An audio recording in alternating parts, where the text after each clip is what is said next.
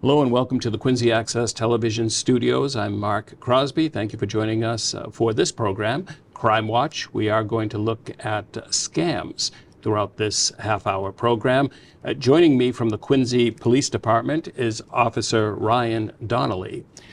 Officer, welcome back, I'd say, to QATV, because you have done some mostly public service announcements, one on car seat installations years back, which incidentally is one of our top 10, I suppose, popular YouTube pieces. So congratulations on that. I think you're at number 4. That's good to hear. Over 6,000 views. So I guess when you talk, people listen, which is a good thing. And most recently, you came in here to do a PSA on cryptocurrency scams, which I know we'll get into cryptocurrency, we'll get into a whole bunch of different scams, but that particular topic, I guess, or subtopic is very popular, unfortunately very popular right now. It is, yeah. It's the most upfront scam that we have going, but there's always other scams that are going on. They take various forms. It just seems that the Bitcoin scam is very popular, and it seems to have the least effort for the criminals to achieve their goal. Before we get much further into the program, I know I needed to update a graphic on the phone number. We do have your email address for folks to kind of get in touch with you if they have questions about what we talk about today. But the best phone number to reach you at? I don't have a direct line, but you can call the 617-479-1212 and ask for me. I generally work day shift, 8 to 4, but the best way to get a hold of me is through email. Very good. So what we will talk about today is actually part of a PowerPoint presentation that you, I suppose, present throughout the city. That's correct, yeah. So I'll go to different groups. They vary from small neighborhood groups to larger groups, say at like the Kennedy Center. And I recently did a talk about scams at the Quincy Retirement Committee, which was pretty good, the Retirement Association. That was up at the Elks.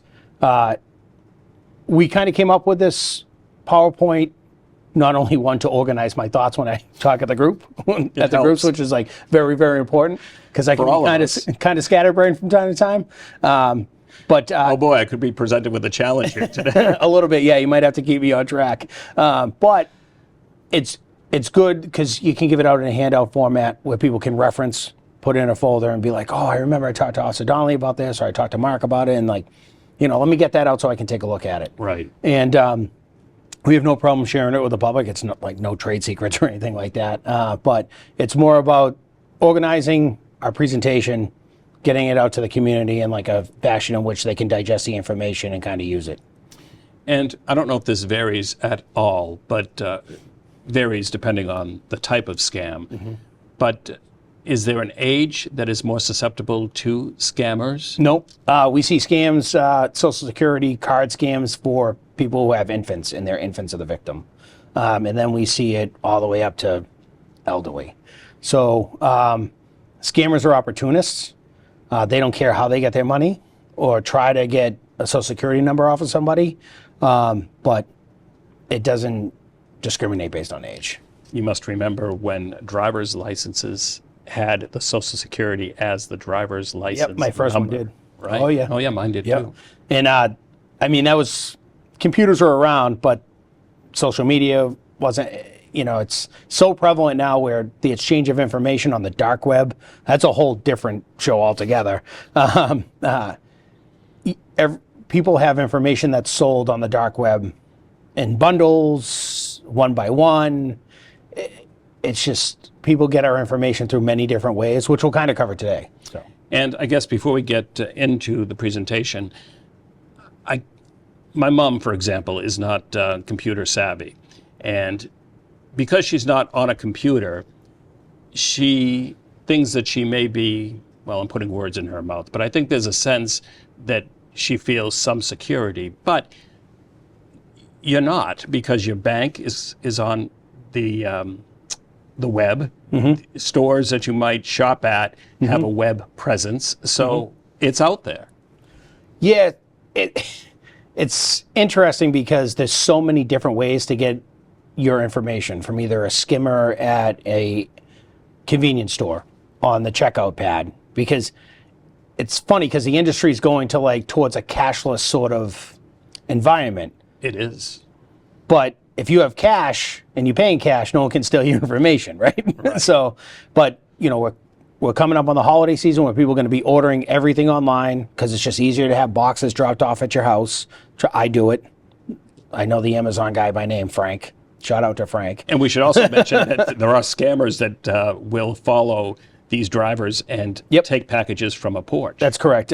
We recently had a bunch of cell phone thefts that were of that MO, where they would somehow get the information from either FedEx, it's mostly FedEx, not UPS, and then kind of follow the truck driver around. And since there's a battery inside the box, there has to be a label saying battery on the outside.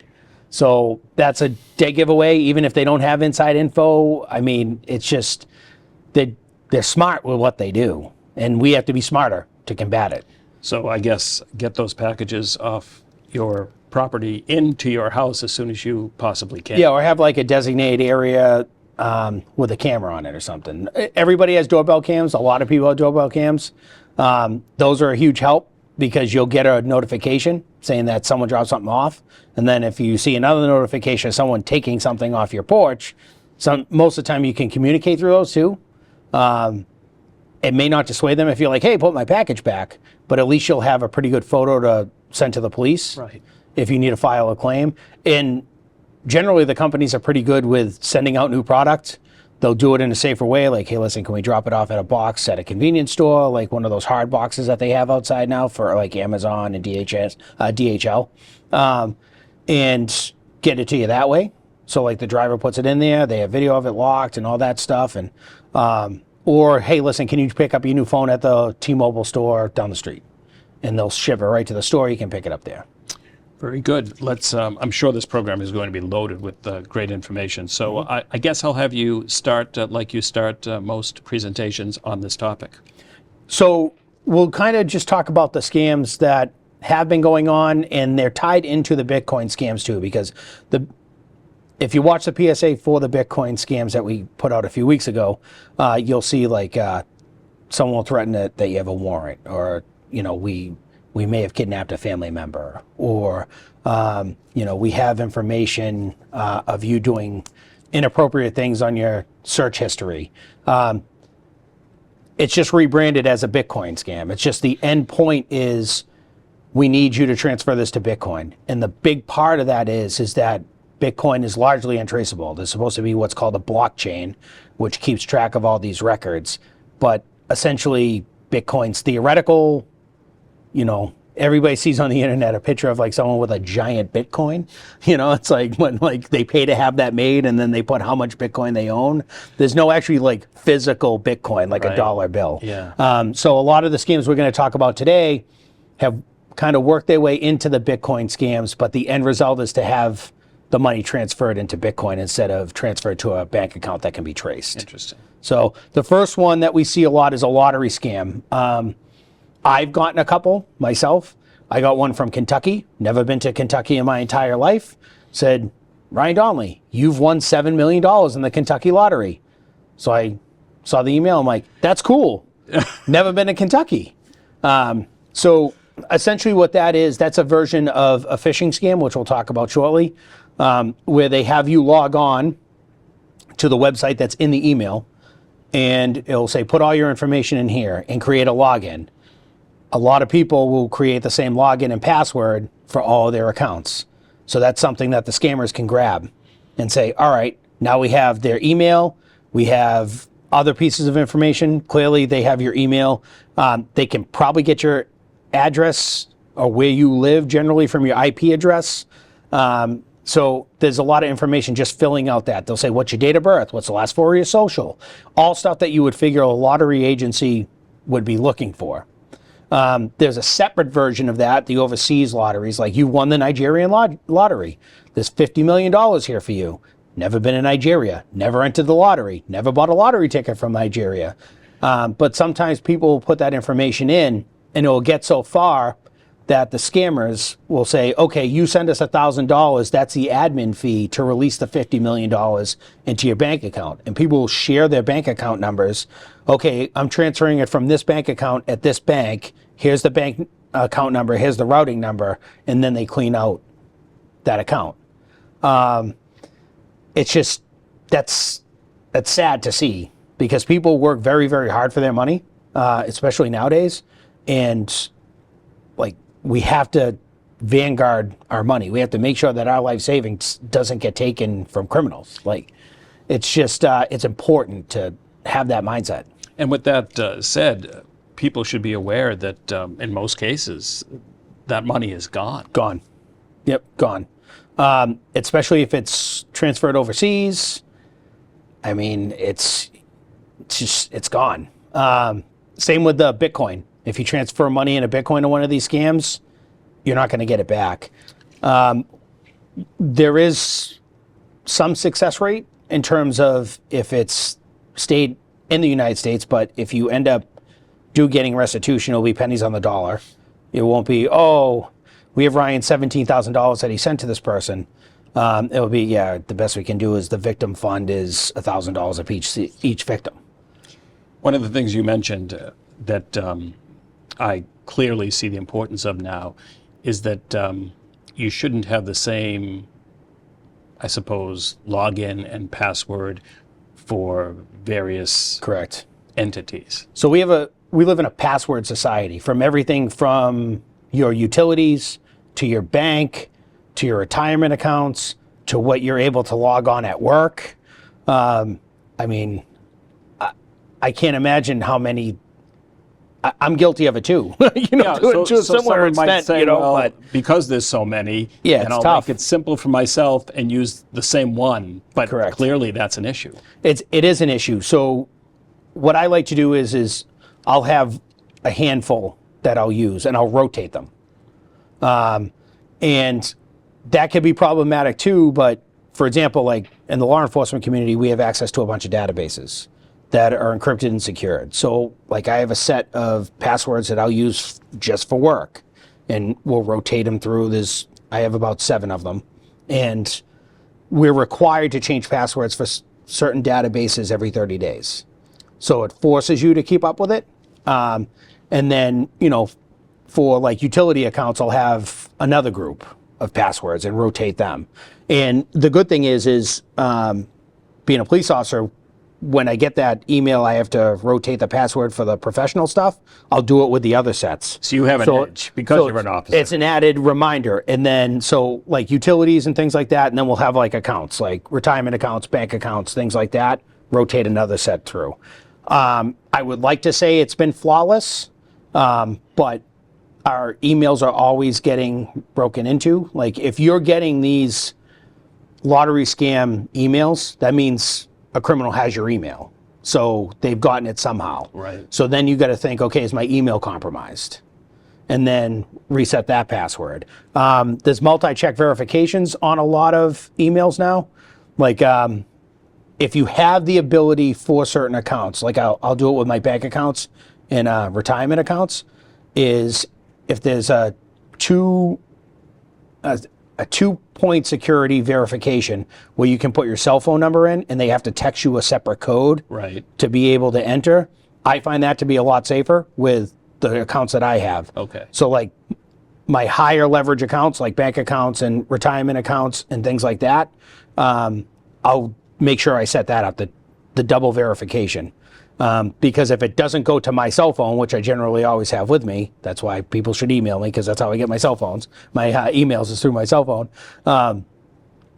Then I'll know, like, okay, and then I'll call a representative and say, hey, listen, I never got that code. What do we have to do? And generally they'll lock it down and they'll go through the steps of getting you back into the system. Okay. So lottery, that's Yep. the one we just touched upon. Mm-hmm. What else? So kidnapping scams, that is way less prevalent now, but still kind of around. So like these things are like, just like styles, right? They come back around, right? Right. You know what I mean? So I had one early on in my career. I want to say it was around 2007, 2008, where a woman called up frantically and said, my grandson got kidnapped. And I'm like, okay. And we kind of never really heard of that before. It's very, very rare for an adult to get kidnapped. It's very, very rare for anyone to get kidnapped. Regardless of what you see on TV dramas or on social media, like, it's very, very rare for a legitimate kidnapping to happen. Like a stranger just takes someone and holds them for ransom. So I get to the house and I say, ma'am, what's going on? My grandson got kidnapped. Well, how do you know this? A gentleman called me from a phone number that I don't know and said, I have your grandson. I'm like, okay, let's slow down. What was his schedule like today? Well, he went to work and I can't get a hold of him now. Are you usually able to talk to him when he's working? No, they don't let him have his cell phone. Where does he work? He worked at a tire shop in the area. So we sent a police car down to the tire shop. We stayed with her. And he was like, yeah, I'm here at work. I'm not kidnapped. So those have kind of gone away because they're a lot of times you can validate them. You can check it out. Okay. You can run your own leads down. But it's still one to be aware of. And she was, even when we brought her grandson back, she was not believing that, like, oh, they still have him. I said, he's in a police car coming here now to see you. Yeah. And she's like, no, it's all wrong. It's all wrong. And I'm like, it's not. Everything's fine. So we had to kind of just sit down. It was like they were reunited after like 30 years. They didn't see, saw her like 2 hours before. And she's like, oh, Jimmy, and gives him a big hug. And right. So after that, we were stressing over this naturally. Yep.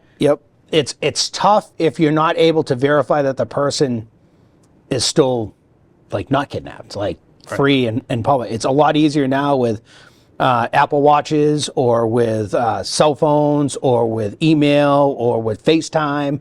It's a lot easier. So if you get one of these calls, what should someone do? So generally you would ask for, it's something off of TV, but like proof of life. Like, okay, great. Can you ask him what his birthday is and tell me? A lot of families have a code word where you would say, hey, can you ask Susie or Jim the code word? Oh, well, we're not doing that. All right, big giant clue. Right. So a lot of families do that. I know some of my friends do that with their kids who are like early teens, just in case if they're in a situation, even if it's like a peer pressure sort of thing, you could say unicorn. Hey, Dad, I saw that unicorn today. Right. And it's like, all right, I'll be right there, sort of thing. So that's really good. But generally just ask for a very specific piece of information that person that is supposedly kidnapped would know. And just say, hey, listen, like this is, we need to verify this so I can know that you're truthful. And does the person who would be the victim, should they share that phone number with the local police? Yes. If in that instance, she had it on her cell phone. We wrote a report. That was right when you can spoof numbers now. So there's software on your cell phones where you can put in any number you want. And I could have someone call you from a different cell phone, and it'll have my cell phone number on it. Right. And you'll be like, oh, it's Ryan. Hey, Ryan, how's it going? And it's somebody else. And you're like, oh, my goodness, it's Ryan's cell phone. Like, you have to have them. Right. Yeah, absolutely. After my dad had passed away, a few months after that, the call came to my mom's phone with his information on it. So obviously. Yeah, so it's spoofing the cell phone. Right. It's that's scary alone, too, because you think you're answering a phone call from a loved one, and it's not. And it's someone generally that you don't recognize their voice for whatever reason. So and that brings me, and I know this is still in the beginning stages, but AI could certainly have where they can replicate someone's voice. I suppose further on down the line, that's going to become an issue with, say, scams like these. I'm concerned about it. Yeah, I absolutely think so. So take, for example, that PSA we did on the car seats that you mentioned earlier, right? Right. Obviously, my voice is recorded, right? Someone can look at that, watch the information on the video, take my voice, put it into AI, and have the AI create a message to send to, say, my wife. And she'll be like, oh no, like that's Ryan. Right. And so that's going to be a whole different ball game if that's not like regulated and watched and just kind of like people just learn about it and be smart about it.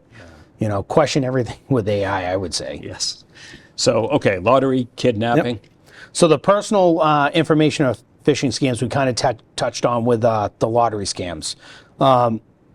In addition to the lottery scams, you'll get emails that look like from providers that you already have accounts from. So, for example, my mother got one from Xfinity. So she calls me up, she says, hey, do we pay this bill? And I'm like, yeah, I wrote a check for it the other day.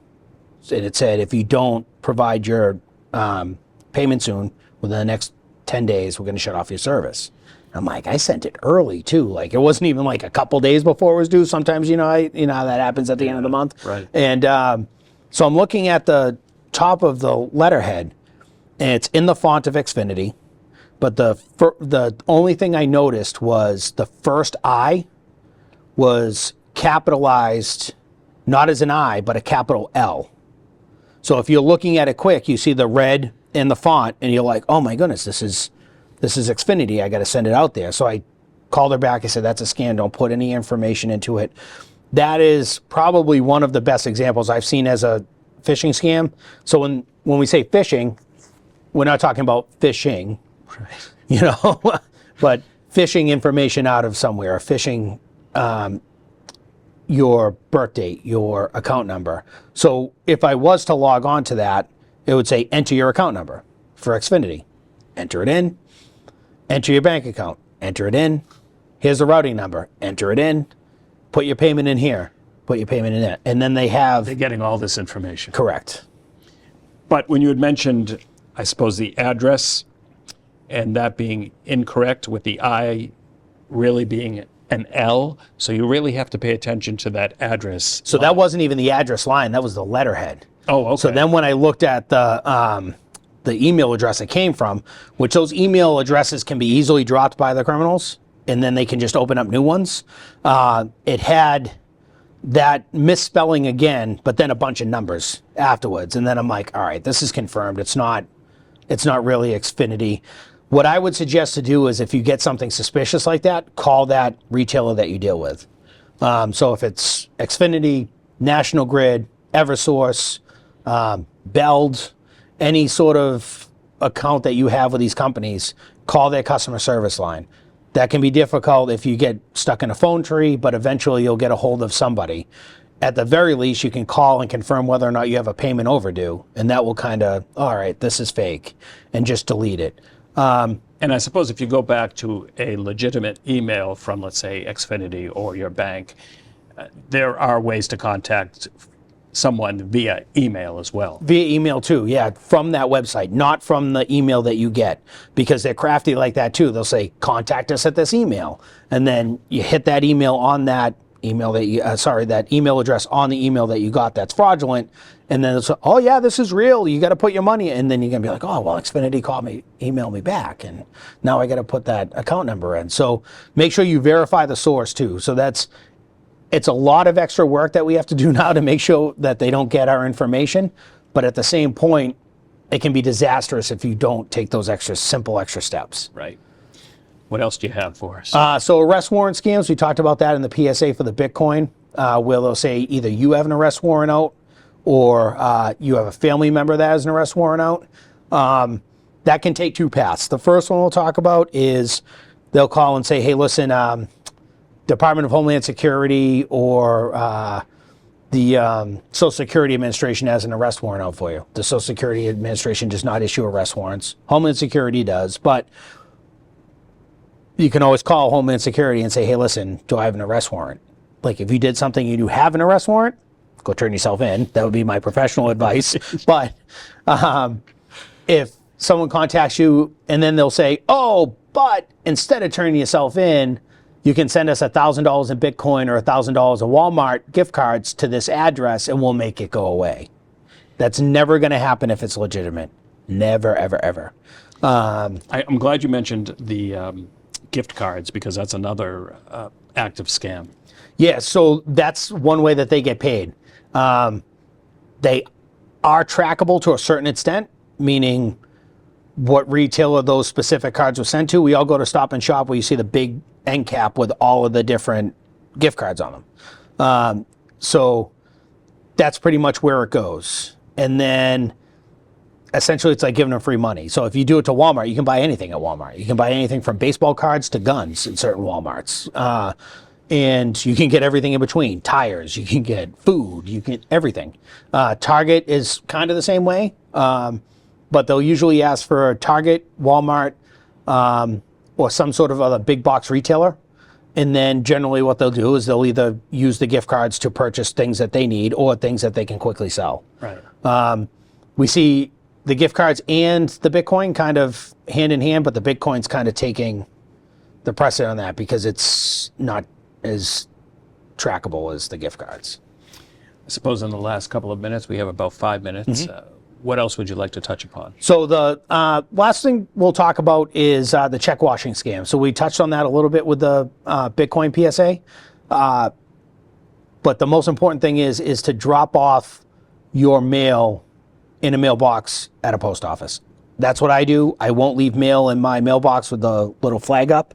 The reason is because what the criminals will do is they'll take the letters they'll know what has a check in it, like a bill. That's why we've seen on the news letter carriers get robbed for their key. And so they can go into the boxes that aren't in front of a post office because people are always coming and going from post offices. They're going to notice someone not in a post office uniform taking a bunch of mail out of a mailbox. Right. So the first iteration of that is that the old mailboxes that would open, they would kind of slightly open it so like there was a gap and then literally put something with tape or something sticky at the bottom of it and pull letters out. Now they're stealing the keys, robbing the letter carriers of their keys to open it up and just take the bins full of mail. Because the mailboxes are where the mail goes into the mailbox has been adjusted. So the U.S. Postal Service has upped their game. So if you notice now with newer mailboxes, they have, when you put the drawer doesn't come down anymore, you'll see like a slot. And then if you like stick your finger in there, you'll feel like these metal pieces that are dangling behind it. And once you put your letter in, you can't get anything thicker than a letter to go into that slot. And if you try to pull something back up, that's where those pieces of metal prevent those letters coming back up. Right. So what with check washing is they'll take the check, they'll essentially wash it. They'll take off all the information and reissue the check to themselves. They'll leave your signature, they'll change the amount, and they'll change who the check is made out to, and the date mostly. So much to It's a lot to keep up with. So I guess in the last 2 minutes or the last minute, just an overall kind of suggestion for folks watching this program. So with your mail, make sure you drop it off at a post office, number one. If you're doing transactions online, I do it too just for the sake of ease. I do it on my phone. Just be careful. Be careful who you're around when you're doing it. Like if you're doing your bills in public and you're putting account numbers in, be careful of the networks that you're on. If you're using Wi-Fi, make sure that it's secure or encrypted.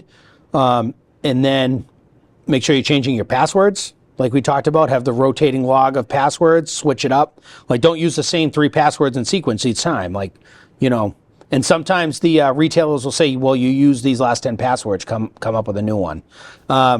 It's really easy for someone to go through your social media and kind of figure out what your password is. Like if you're posting pictures of your dog and they find out your dog's name, most likely it might be your dog's name in some combination of when you got the dog.